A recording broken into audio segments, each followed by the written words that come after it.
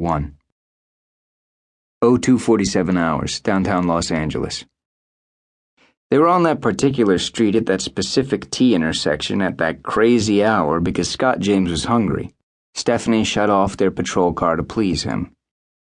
They could have been anywhere else, but he led her there, that night, to that silent intersection. It was so quiet that night they spoke of it. Unnaturally quiet. They stopped 3 blocks from the Harbor Freeway between rows of crappy 4-story buildings everyone said would be torn down to build a new stadium if the Dodgers left Chavez Ravine.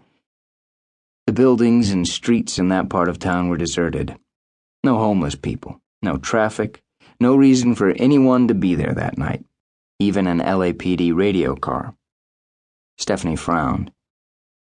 "You sure you know where you're going?" "I know where I'm going, just hang on." Scott was trying to find an all-night noodle house a Rampart robbery detective had raved about. One of those pop-up places that takes over an empty storefront for a couple of months, hypes itself on Twitter, then disappears. A place the robbery dick claimed had the most amazing ramen in Los Angeles. Latin-Japanese fusion, flavors you couldn't get anywhere else. Cilantro tripe, abalone chili, a jalapeno duck to die for. Scott was trying to figure out how he had screwed up the directions when he suddenly heard it. "Listen." "What?" "Shh, listen. Turn off the engine." "You have no idea where this place is, do you?" "You have to hear this. Listen." Uniformed LAPD officer Stephanie Anders, a P3 with 11 years on the job, shifted into park, turned off their Atom car, and stared at him. She had a fine tanned face with lines at the corners of her eyes and short sandy hair. Scott James, a 32-year-old P2 with 7 years on the job, grinned as he touched his ear, telling her to listen. Stephanie seemed lost for a moment, then blossomed with a wide smile. "It's quiet." "Crazy, huh? No radio calls, no chatter. I can't even hear the freeway." It was a beautiful spring night. Temp in the mid-60s, clear. The kind of windows-down, short-sleeve weather Scott enjoyed. Their call log that night showed less than a third their usual number of calls, which made for an easy shift, but left Scott bored. Hence, their search for the unfindable noodle house, which Scott had begun to believe might not exist. Stephanie reached to start the car, but Scott stopped her.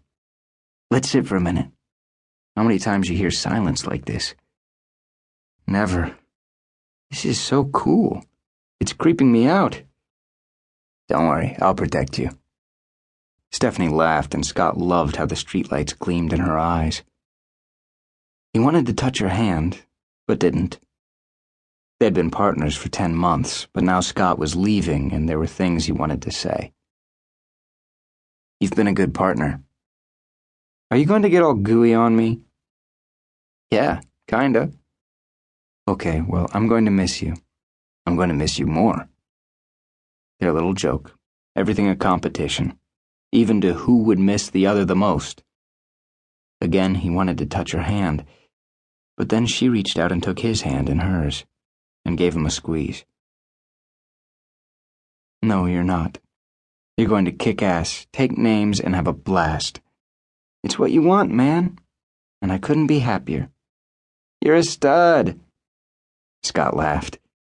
He had played football for 2 years at the University of Redlands before blowing his knee, and joined LAPD a couple of years later. He took night classes for the next 4 years to finish his degree. Scott James had goals. He was young, determined, and competitive, and wanted to run with the big dogs. He had been accepted into LAPD's Metro Division, the elite uniformed division that backed up area-based officers throughout the city. Metro was a highly trained reserve force that rolled out on crime suppression details, barricade situations, and high-conflict security operations. They were the best, and also a necessary assignment for officers who hoped to join LAPD's most elite uniformed assignment, SWAT.